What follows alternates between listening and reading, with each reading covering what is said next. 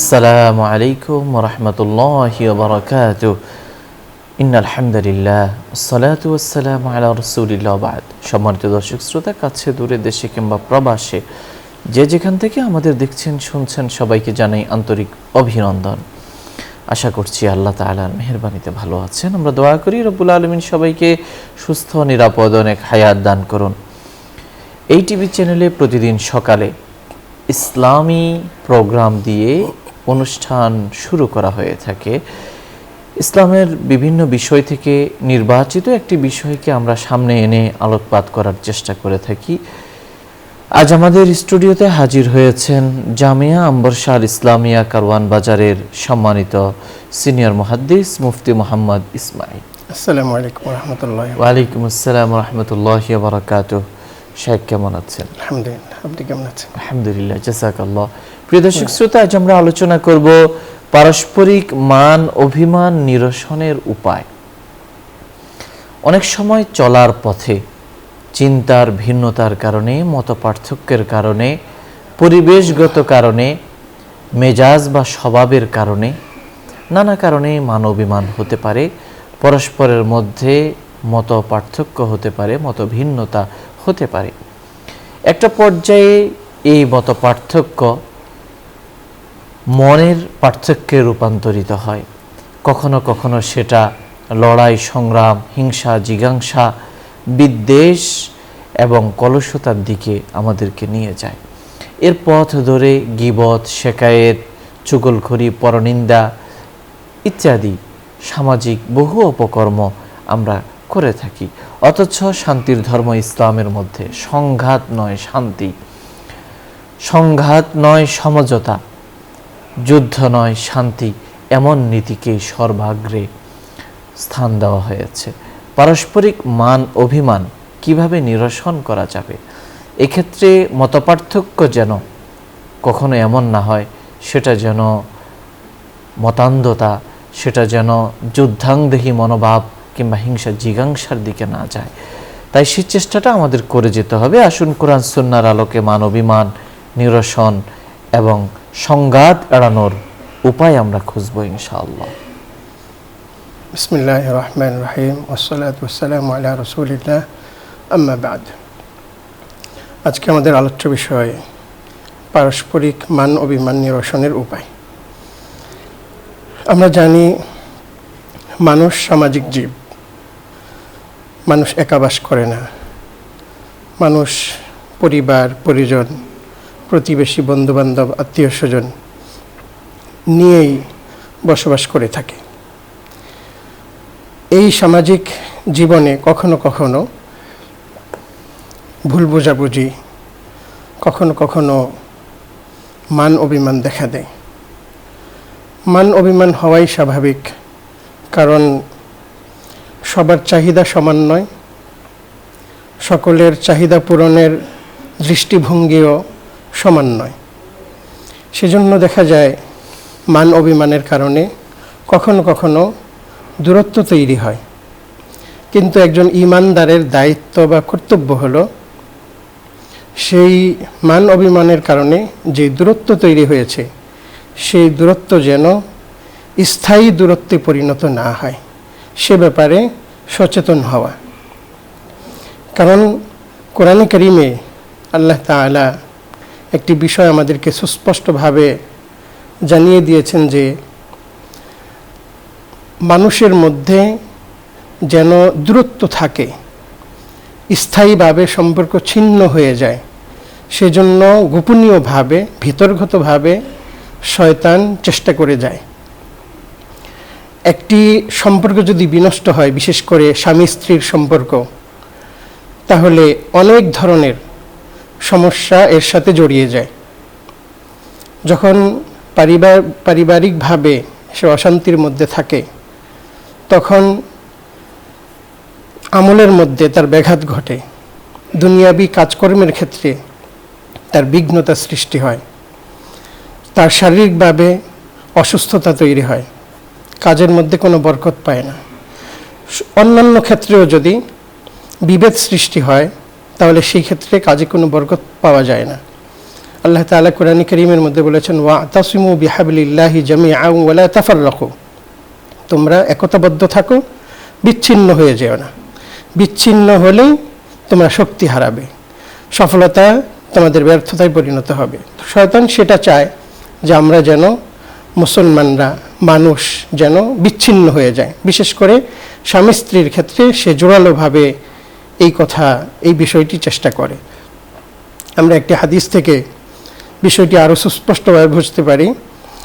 নবী করিম সাল্লাল্লাহু আলাইহি ওয়াসাল্লাম ইরশাদ করেছেন, শয়তানের প্রতিদিন একটি সময়, নির্দিষ্ট সময়, সমুদ্রের উপর শয়তানের আসন স্থাপিত হয়। শয়তান সিংহাসনে বসে, ইবলিস শয়তান প্রধান, সে অন্যান্য শয়তানদের হিসাব গ্রহণ করে থাকে, কে কি ক্ষতি মানুষের করতে পেরেছে। তো এক এক শয়তান এক এক কথা বলে। তখন শয়তান বলে, আচ্ছা কিছুই না, এটা হতেই পারে। এক পর্যায়ে একজন শয়তান বলে, হাদিসের শব্দ, মুসলিম শরীফের হাদিস, ফাররাকতু বাইনাহু ওয়া বাইনা ইমরাতি, আমি তার মাঝে এবং তার স্ত্রীর মাঝে বিচ্ছিন্নতা ঘটিয়ে দিয়েছি। তখন শয়তান ফায়ুদনিহি, নবী আলাইহিস সালাম বলেন, ফায়ুদনিহি মিনহু, শয়তান, ইবলিস শয়তান সেই শয়তানটিকে কাছে টেনে নেয়, ওয়া ইয়াকুলু নি'মা আনতা, এবং বলে তুমি কতই না ভালো কাজ করেছো, কতই না উত্তম কাজ করেছো। তো সেজন্য আমাদের এই বিষয়টি খেয়াল রাখতে হবে। আমরা যখন বিচ্ছিন্ন হয়ে যাই, বা সামান্য স্বামী স্ত্রীর মধ্যে, বা আমার বন্ধু বান্ধবের মধ্যে, আত্মীয় স্বজনের মধ্যে, ভাই বোনের মধ্যে, মা বাবার মধ্যে যখন সামান্য মান অভিমান তৈরি হয়েছে, একজনের চাহিদা এরকম ছিল, সেই চাহিদা মতো চাহিদা পূরণ হয়নি, তার সামান্য একটু কষ্ট পেয়েছেন। তো সে কারণে যে অভিমান তৈরি হয়েছে, সেই অভিমানের কারণে দূরত্ব যে আমরা জিয়ে রাখি, এটাকে বাঁচিয়ে রাখি, যে না, দেখি আমি হারবো না, আমি নত হব না, আমি শেষ দিকে ছাড়বো, এই ধরনের কথাবার্তা যখন আমরা বলি, তখন আমাদের মাথায় আরেকটি বিষয় রাখতে হবে, যে আমরা মূলত আমি জিততে চাচ্ছি, মানে হলো শয়তানকেও জিতাতে চাচ্ছি। শয়তান চাচ্ছে যে আমরা দুজন কোনোভাবেই না মিলি। শয়তান চাচ্ছে যে চিরস্থায়ীভাবে আমাদের সম্পর্কটা ছিন্ন হয়ে যায়, আমরা দুশ্চিন্তায় ভুগি, মহা সমস্যায় পড়ে যাই। শয়তান সেটা চাচ্ছে, আর আমি আমার ইগোকে জাগিয়ে রেখে, জাগ্রত রেখে আমি সেটাই বাস্তবায়ন করতে চাচ্ছি, অর্থাৎ শয়তানকে আমি জয়ী করতে চাচ্ছি। তো ইসলাম সেটা চায় না। সেজন্য আমাদের নবীজি সাল্লাল্লাহু আলাইহি ওয়াসাল্লাম এই মান অভিমান নিরসনের জন্য, দূরত্ব কমিয়ে আনার জন্য অনেকগুলো উপায় আমাদের সামনে পেশ করেছেন। তার মধ্যে নবীজি সাল্লাল্লাহু আলাইহি ওয়াসাল্লাম একটি উপায় আমাদেরকে জানিয়েছেন, সেটি হলো, কখনো মান অভিমান তৈরি হতেই পারে। যদি মান অভিমান তৈরি হয়, তখন যেন আমরা সম্পর্ক একেবারেই ছিন্ন করে না ফেলি, আমরা যেন কথা একেবারেই বন্ধ করে না দেই। অন্যান্য যে সমস্ত আচরণ বিধি রয়েছে, সেই সমস্ত আচরণ বিধিগুলো যেন আমরা একেবারেই পরিহার না করি। সেজন্য নবী আলাইহিস সালাম ইরশাদ করেছেন, লা ইয়াহিল্লু লিরাজুলিন আইয়াহজুরা আখাহু ফাওকা সালাসা লায়াল, কোনো ব্যক্তি যেন তার কোনো ভাইয়ের সাথে অপর কোনো মুসলমানের সঙ্গে 3 দিনের বেশি কথা বর্জন, পরিহার না করে থাকে। অর্থাৎ 3 দিনের ভিতরে অবশ্যই সে যেন কথা শুরু করে দেয়। অনেক সময় দেখা যায় যে একজন আরেকজনের সঙ্গে মান অভিমান তৈরি হয়েছে, ঘটনাক্রমে তারা একই মজলিসের মধ্যে বসেছে, একই অনুষ্ঠানে উপস্থিত হয়েছে, একই ঘরে উপস্থিত হয়েছে, কিন্তু দুইজন দুই দিকে চেয়ে আছে, একজন আরেকজনের দিকে তাকাচ্ছেও না। নবী সাল্লাল্লাহু আলাইহি ওয়াসাল্লাম এই হাদিসের মধ্যেই বলেছেন যে এই অবস্থা যখন, যে দুইজন দুই দিকে তাকিয়ে আছে, সেই অবস্থায় ওয়া খায়রুহুমা আল্লাযী ইয়াবদাউ বিসসালাম, এই অবস্থায় এই দুইজনের মধ্যে যে প্রথমে সালাম দিবে, সেই তাদের মধ্যে শ্রেষ্ঠ বলে বিবেচিত হবে।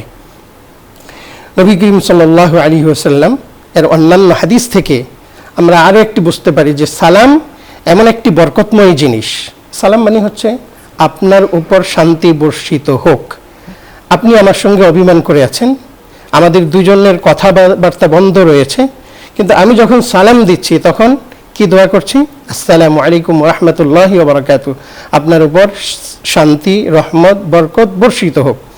তো এই দোয়ার ফজিলত এটা, এই দোয়ার বরকত এটা যে এই সালাম যখন একাধিকবার এভাবে দিতে থাকবে তখন এই সালামের বরকতেই তাদের যে অভিমান ছিল, অভিমানের কারণে যে দূরত্ব তৈরি হয়েছে, সেই দূরত্ব এক পর্যায়ে নিঃশেষ হয়ে যাবে। নবী করিম সাল্লাল্লাহু আলাইহি ওয়াসাল্লাম আরেক হাদিসের মধ্যে ইরশাদ করেছেন, যদি কোনো ব্যক্তি অপর কোনো ভাইয়ের সঙ্গে বা বোনের সঙ্গে, যাদের সঙ্গে কথা বলা যায়, এমন মানুষের সঙ্গে 1 বছর পরিমাণ যদি কথা বন্ধ রাখে, তাহলে সে কেমন যেন অপর ভাইকে মেরে ফেলল। হাদিসের শব্দ ফাহুয়া কাসাফ কি দামি, সে কেমন যেন অপর ভাইকে মেরে ফেলল। তো ইসলাম চায়, আমাদের নবী সাল্লাল্লাহু আলাইহি ওয়াসাল্লাম আমাদেরকে উৎসাহিত করেছেন আমরা যেন কথা বন্ধ করে না থাকি, বরং মান অভিমান তৈরি হয়েছে, দূরত্ব সামান্য কোনো কারণে তৈরি হয়েছে, সেটা যেন আমরা শেষ করে দিই। দেখুন, একজন স্বামী আর স্ত্রী যখন ঝগড়া লাগে, তখন দুইজনের যেই মানসিক চাপ যায়, যদি 1 সপ্তাহ বন্ধ রাখে, তাহলে 1 সপ্তাহ পরিমাণ যেই পরিমাণ মানসিক চাপ যায়, 1 মাস যদি বন্ধ রাখে, 3 মাস যদি বন্ধ রাখে, যেই পরিমাণ মানুষের চাপ, বুকের ভিতরে যে বড় একটি পাথর সে বয়ে বেড়ায়, যদি ইগুকে সে মারিয়ে, ইগুকে ফেলে দিয়ে আত্মহমিকাকে সে বর্জন করে কিছু সময় যদি সে যে কোনো একজন নত হয়ে যেত অথবা উভয় নত হয়ে যেত, তাহলে এই মাসকে মাস, বছরকে বছর, কয়েক মাস যাবৎ, কয়েকদিন যাবৎ যে পাথর বহন করে সে ঘুরে বেড়াচ্ছে, সেটা থেকে তো সে পরিত্রাণ পেয়ে যেত, সে মুক্তি পেয়ে যেত। কিন্তু আমরা দেখা যায় আমাদের ইগুকে বাঁচিয়ে রেখে আমরা এই কষ্ট বয়ে বেড়াই। তবে আরেকটি বিষয়ে লক্ষ্য রাখতে হবে যে কোনো কারণে, দ্বীনি কারণে যদি কখনো কথা বন্ধ রাখার প্রয়োজন হয়, সেটার সুযোগ রয়েছে। আমি তার সঙ্গে চলাফেরা করলে, তার সঙ্গে কথাবার্তা বললে, তার সঙ্গে গভীর সম্পর্ক রাখলে দেখা যায় আমার দিন থেকেই আমি বিচ্ছিন্ন হয়ে যাচ্ছি, আমি দিন থেকেই সরে যাচ্ছি, আল্লাহ থেকেই আমি সরে যাচ্ছি। এমন অবস্থা যদি হয়, তাহলে তার সঙ্গে সম্পর্ক ছিন্ন করার, কথা বন্ধ রাখার সুযোগ রয়েছে। আমরা একটি হাদিসে জানতে পারি, প্রসিদ্ধ একটি হাদিস, নবী করিম সাল্লাল্লাহু আলাইহি ওয়াসাল্লাম তাবুকের যুদ্ধে তিনজন সাহাবীর ব্যাপারে, কয়েকজন সাহাবী যুদ্ধে অংশগ্রহণ করতে পারেননি একটু অলসতাবশত। তো সেই সমস্ত সাহাবা একরাম তাবুক যুদ্ধ থেকে ফিরে আসার পরে নবী করিম সাল্লাল্লাহু আলাইহি ওয়াসাল্লামের কাছে ওযর পেশ করেছিলেন অনেকে, নবী করিম সাল্লাল্লাহু আলাইহি ওয়াসাল্লাম ওযর মেনে নিয়েছেন। কিন্তু 3 জন সাহাবী এমন ছিলেন, হযরত কাব ইবনে মালিক রাদিয়াল্লাহু তাআলা আনহু, মুরারা ইবনে রবিয়া, হেলাল ইবনে উমাইয়া রাদিয়াল্লাহু তাআলা আনহুম, এই 3 জন সাহাবী নবী করিম সাল্লাল্লাহু আলাইহি ওয়াসাল্লামের কাছে কোনো ওযর পেশ করেননি যে আমরা এই কারণে যেতে পারিনি, এমনিই তারা যেতে পারেননি অলসতাবশত, বা যাবেন বলে আর যেতে পারেননি। তো নবী করিম সাল্লাল্লাহু আলাইহি ওয়াসাল্লাম সেই 3 জন সাহাবীর ব্যাপারে সামাজিকভাবে সবাইকে বলে দিয়েছেন যে কেউ তাদের সঙ্গে কথা বলবে না। হযরত কাব ইবনে মালিক রাদিয়াল্লাহু তাআলা আনহু সুস্পষ্টভাবে ওই হাদিসের ভিতরেই বলেছেন, লম্বা সেই হাদিসের ভিতরেই বলেছেন যে আমি অনেককে সালাম দিয়েছি, আমার চাচাতো ভাইকে সালাম দিয়েছি, সালাম দেওয়ার পরে সে সালামের উত্তর না দিয়ে আরেক দিকে চলে যাচ্ছে, মুখ ফিরিয়ে নিচ্ছে। নবী করিম সাল্লাল্লাহু আলাইহি ওয়াসাল্লাম তাদের ব্যাপারে, তাদের তওবা কবুল হওয়ার ব্যাপারে যতক্ষণ না নির্দেশনা না আসে আল্লাহ তাআলার পক্ষ থেকে, ততক্ষণ পর্যন্ত তাদের সঙ্গে কথাবার্তা, যাবতীয় সম্পর্ক বন্ধ রাখার জন্য নির্দেশ দিয়েছিলেন। তাহলে যে বিষয়টি আল্লাহ তাআলা কোরআন কারীমের মধ্যে তুলে ধরেছেন একটি আয়াত দিয়ে, ওয়া আলা সালাসাতিল্লাযিনা খুল্লিফু হাত্তা ইযা দাখাত, তো এক পর্যায়ে 50 দিন পরে আল্লাহ তাআলা তাদের তওবা কবুল করেছেন।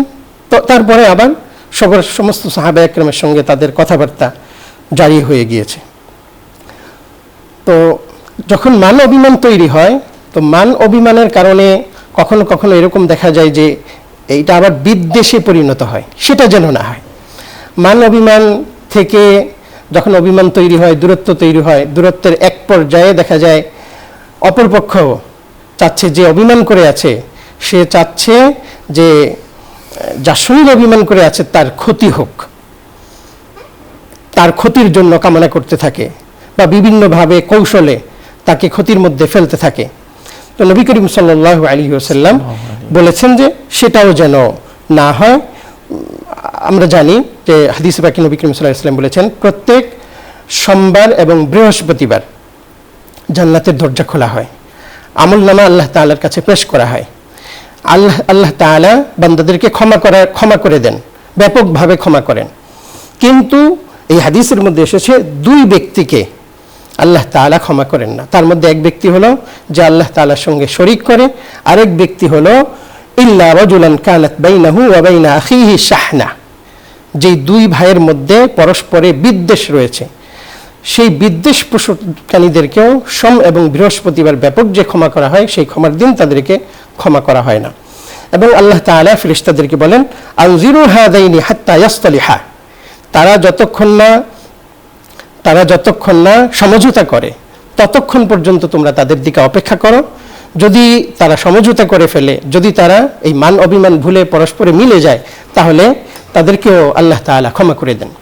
এই বিদ্বেষ পোষণ না করার ফজিলত সম্পর্কে একটি হাদিস আমরা জানতে পারি যে নবী করিম সাল্লাল্লাহু আলাইহি ওয়াসাল্লাম একদা মসজিদের মধ্যে বসে ছিলেন। মসজিদে বসে নবী আলাইহিস সালাম বললেন, সাহাবা একরাম উপস্থিত, ইয়াতলুউ আলাইকুমুল আনা রাজুলুম মিন আহলিল জান্নাহ, জান্নাতবাসীদের এক ব্যক্তি এখন দরজা দিয়ে প্রবেশ করবে। তো সাহাবা একরাম দেখলেন যে একজন সাহাবী প্রবেশ করলেন। ওই দিন চলে গেল। পরের দিন আবার নবী আলাইহিস সালাম একই বাক্য বললেন, ইয়াতলুউ আলাইকুমুল আনা রাজুলুম মিন আহলিল জান্নাহ, জান্নাতের অধিবাসী একজন ব্যক্তি এখন দরজা দিয়ে প্রবেশ করবে। এক ব্যক্তি প্রবেশ করলেন, ওযু করেছেন, হাতে তার জুতা, দাড়ি দিয়ে ওযুর পানি টপ টপ করে পড়ছে।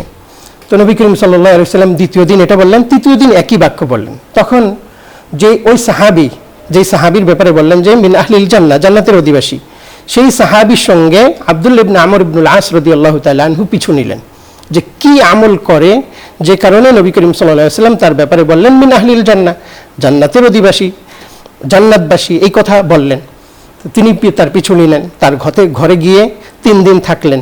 3 দিন থেকে তার আমল দেখার চেষ্টা করলেন যে কি আমল করে, যে আমলের কারণে নবী করিম সাল্লাল্লাহু আলাইহি ওয়াসাল্লাম এই সুসংবাদ তার ব্যাপারে দিলেন।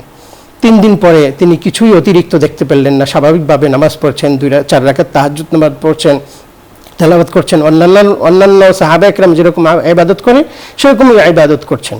তখন তিনি যাওয়ার সময় বললেন, আব্দুল্লাহ ইবনে আমর ইবনুল আস রাদিয়াল্লাহু তাআলা আনহু বললেন, আমি তো এই বিষয়টি দেখার জন্য এসেছিলাম, আমি তো ওরকম কিছুই পাইনি। তখন সেই সাহাবী বললেন, যে সাহাবীর ব্যাপারে নবী আলাইহিস সালাম জান্নাতবাসী হওয়ার সুসংবাদ দিয়েছেন, নবী করিম সাল্লাল্লাহু আলাইহি ওয়াসাল্লাম সেই সাহাবী বললেন, মা হুয়া ইল্লা মা রাআইতা, আমাকে আপনি যেমন দেখেছেন আমি এমনই, তবে আমার ভিতরে গায়রা আন্নী লা আজিদু ফি নাফসি গিশান লি আহাদিন মিনাল মুসলিমিন, আমার ভিতরে ভিন্ন একটি আমল রয়েছে, একটি গুণ রয়েছে, সেটি হলো আমি কোনো মুসলমানের ব্যাপারে বিদ্বেষ রাখি না। এই আমলের কারণে নবী করিম সাল্লাল্লাহু হয়তো আল্লাহ তাআলা আল্লাহ নবীর মাধ্যমে আমাকে জান্নাতের সুসংবাদ দিয়েছেন। তো আমরা যদি পরস্পরে বিদ্বেষ বাদ দিয়ে দেই, মান অভিমান থেকে যেই বিদ্বেষ এসে যায়, আমরা আরেকজনের ক্ষতির চিন্তা করি, ক্ষতি করার চেষ্টা করি, ক্ষতির ভাবনা ভাবি যে তার ক্ষতি হোক, সেই বিষয়টি থেকে যদি আমরা বিরত হয়ে আসি, তাহলেও আমরা একজন ভালো মুসলমান হিসাবে, আমরা জান্নাতের গুণের অধিকারী একজন মুসলমানের গুণ আমার ভিতরে এসেছে বলে আমরা গণ্য হব। অভিমান নিরসনের আরেকটি উপায় আমাদের নবী সাল্লাল্লাহু আলাইহি ওয়াসাল্লাম থেকে আমরা জানতে পারি, সেটি হলো উযর তালাশ করা। আমার সঙ্গে সে যে এরকম আচরণ করলো, যে কারণে আমি অভিমান করেছি, তো এই আচরণটা করার পিছনে তার নিশ্চয়ই কোনো একটা উযর ছিল। সে মানসিকভাবে বিপর্যস্ত ছিল, তার পেটে খাবার ছিল না, বা তার অফিসিয়াল কোনো সমস্যা চলছে, বা অনেক কারণ থাকতে পারে, যে কোনো একটি উযরের কারণেই মূলত সে আমার সঙ্গে এই আচরণটি করেছে। তো যখন এই চিন্তা করতে থাকবে, উযর তালাশ করবে, তখন তার যে অভিমানের মাত্রা সেটা কমে আসবে, দূরত্বটা সে কমিয়ে ফেলতে চাইবে উযর যখন তালাশ করবে।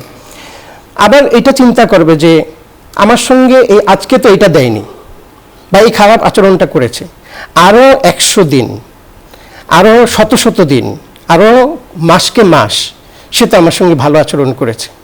তার যে অনেক অবদান, বা তাদের যে অনেক অবদান আমার উপর ছিল, আমাদের উপর ছিল, সেই অবদানের কথা স্মরণ যদি আমরা করি, উযর তালাশ করি, তার কোনো উযর আছে কিনা, সেটা তালাশ করি, এবং তার অবদান, আমার ব্যাপারে তার যে অবদান রয়েছে সেই অবদান যদি আমরা খুঁজি, তাহলে হয়তো আমাদের মধ্যে যে মান অভিমানের কারণে দূরত্ব তৈরি হয়েছে সেই দূরত্ব আরও স্বাভাবিক হবে। নবী করিম সাল্লাল্লাহু আলাইহি ওয়াসাল্লাম ইরশাদ করেছেন, শুআবুল ঈমান হাদিসটি রয়েছে, ইদা জাল্লা আখুম মিন ইখওয়ানিকুম, যখন তোমাদের কোনো ভাই অপর মুসলমান তোমার সঙ্গে কোনো ভুল করে ফেলে, তখন ফাতলুবু লাহু সাবঈনা উযরা, তাহলে তুমি তার জন্য 70টি ওজর তালাশ করো। সুবহানাল্লাহ।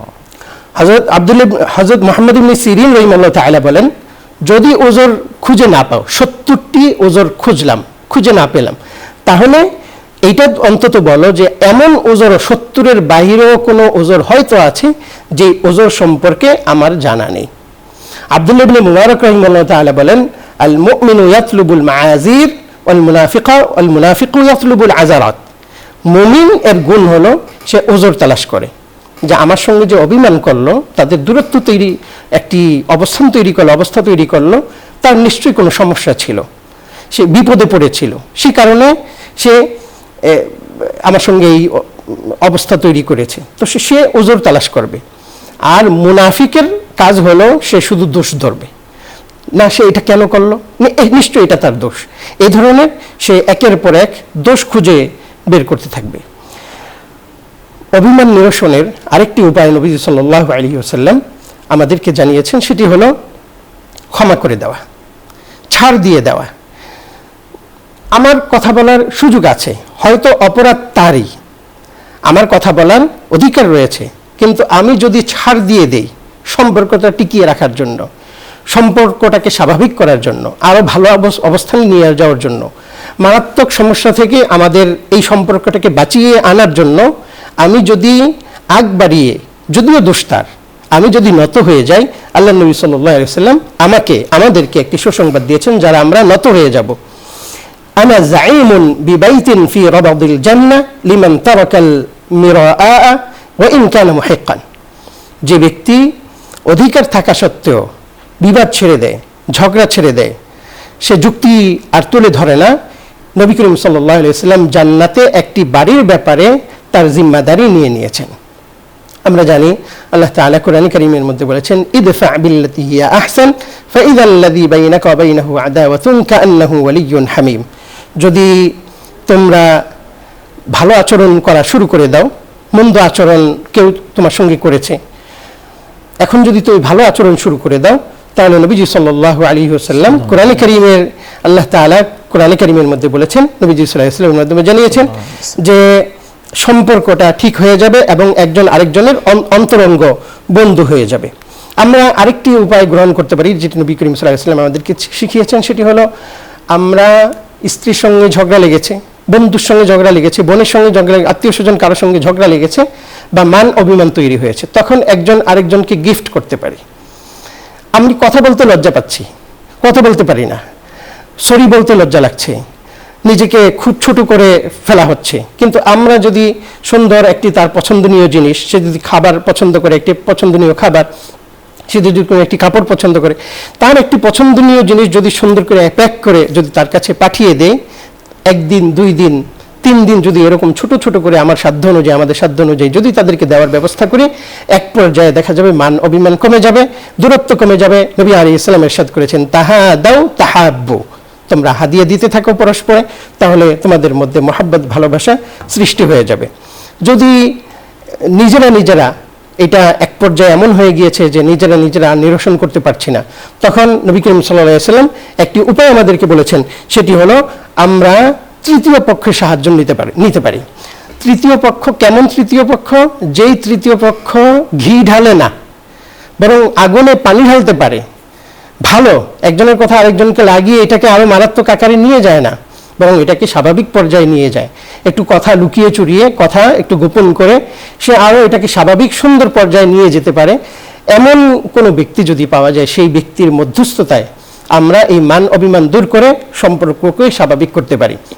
আমরা একটি হাদিস দেখতে পাই, নবী করিম সাল্লাল্লাহু আলাইহি ওয়াসাল্লাম একবার হযরত ফাতেমা রাদিয়াল্লাহু তাআলা আনহার ঘরে গেলেন, গিয়ে দেখলেন যে আলী রাদিয়াল্লাহু তাআলা আনহু ঘরে নেই। জিজ্ঞেস করলেন, আলী কোথায়?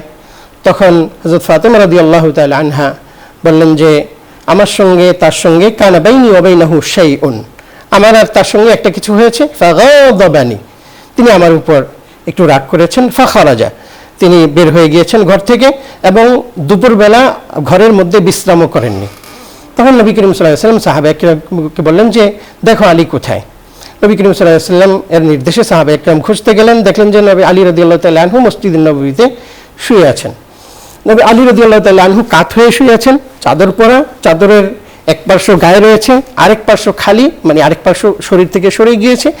সেই শরীর থেকে সরে যাওয়া জায়গাতে মাটি থেকে মসজিদের মাটি আলী রাদিয়াল্লাহু তাআলা আনহুর গায়ে লেগে গিয়েছে। নবী করিম সাল্লাল্লাহু আলাইহি ওয়াসাল্লামকে যখন এই সুসংবাদ দেওয়া হলো, নবী করিম সাল্লাল্লাহু আলাইহি ওয়াসাল্লাম আলী রাদিয়াল্লাহু তাআলা আনহুর কাছে গেলেন। গিয়ে নবী করিম সাল্লাল্লাহু আলাইহি ওয়াসাল্লাম আলী রাদিয়াল্লাহু তাআলা আনহুর গায়ের সেই মাটি মুছতে মুছতে, ধুলাবালি মুছতে মুছতে বললেন যে কুম ইয়া আবা তুরাব।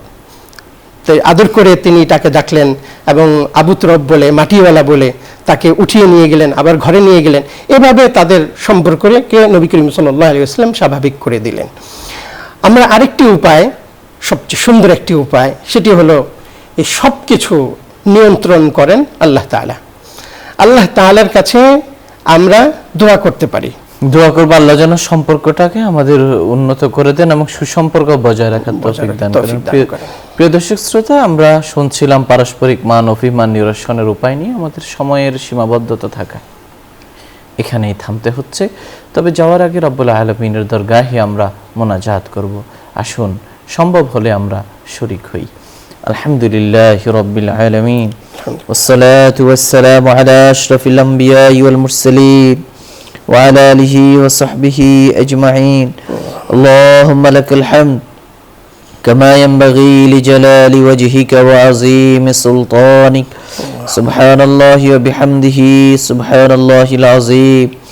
اللهم إنا نسألك بأن لك الحمد لا إله إلا أنت المنان بديع السماوات والأرض يا ذا الجلال والإكرام يا حي يا قيوم يا رب العالمين। الله ইয়া আল্লাহ, আপনি আমাদের জীবনের গুনাহ খাতা মাফ করে দিন। জানা অজানা, ইচ্ছায় অনিচ্ছায়, প্রকাশ্যে গোপনে, দিনে রাতে, আলোতে অন্ধকারে করা গুনাহগুলো আপনি মাফ করে দিন। বাকি জিন্দেগি গুনাহ মুক্ত জীবন দান করুন। গুনাহের কাজ করা আমাদের জন্য কঠিন করে দিন। আল্লাহ গুনাহের দুর্গন্ধ থেকে আমাদের অন্তরকে, আমাদের দেহকে আল্লাহ পুত পবিত্র করে দিন। ইয়া রাব্বাল আলামিন, খাঁটি ভাবে সত্যিকার অর্থে আপনার কাছে তওবা করার তৌফিক দান করুন। আল্লাহ আমাদের আমলনামা পাপ শূন্য করে দিন। আল্লাহ ভবিষ্যতে পাপ থেকে বেঁচে থাকার তৌফিক দান করুন।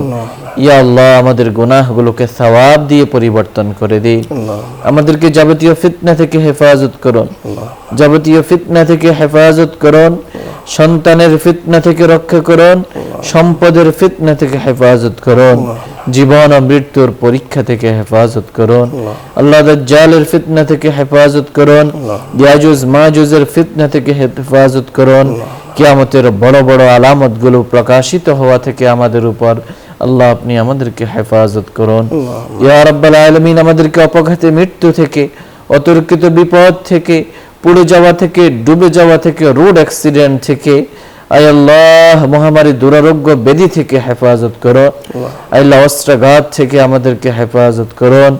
আল্লাহ আমাদেরকে বদনজর থেকে হেফাজত করুন, শত্রুর শত্রুতা থেকে, জালিমের জুলুম থেকে, অনিষ্টকারীর অনিষ্ট থেকে আপনি আমাদেরকে রক্ষা করুন।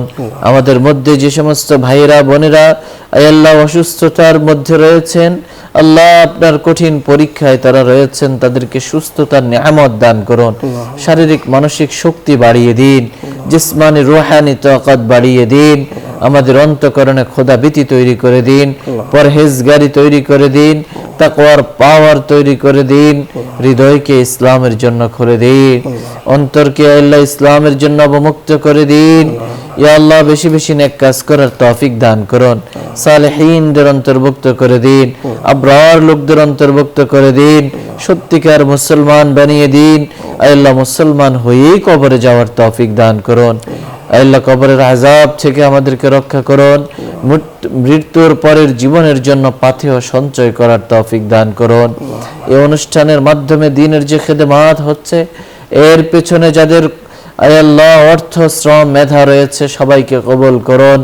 আয় আল্লাহ এই কাজগুলোকে সদকায়ে জারিয়া হিসেবে কবুল করুন। আয় আল্লাহ এই দেশের ব্যবসায়ী ভাইদের ব্যবসা বাণিজ্যে বারাকা নসিব করুন। আয় আল্লাহ দ্বীনের জন্য, মানুষের জন্য, আত্মমানবতার সেবায় দেশের জন্য যারা কাজ করে আল্লাহ তাদেরকে উত্তরোত্তর উন্নতি দান করুন। সব ধরনের আপদ বিপদ বালা মুসিবত থেকে রক্ষা করুন। আয় আল্লাহ এই দেশের অর্থনীতির গতি আপনি সচল করে দিন। আয় আল্লাহ বৈশ্বিক পরিস্থিতিতে যে সংকট দেখা দিচ্ছে এই সমস্ত সংকট থেকে আমাদের দেশকে আপনি হেফাজত করুন। ইয়া আল্লাহ বিশ্ব মুসলমানের জন্য শান্তির ফয়সালা করে দিন। আল্লাহ মুসলমানদের শুভ বুদ্ধির উদয় ঘটিয়ে দিন।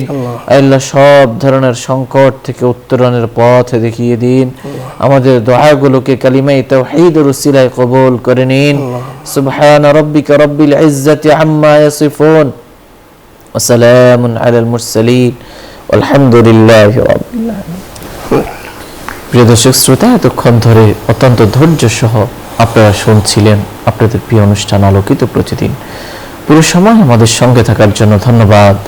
ওমা আলাইনা ইল্লাল বালাগ। আসসালামু আলাইকুম ওয়া রাহমাতুল্লাহি ওয়া বারাকাতুহু।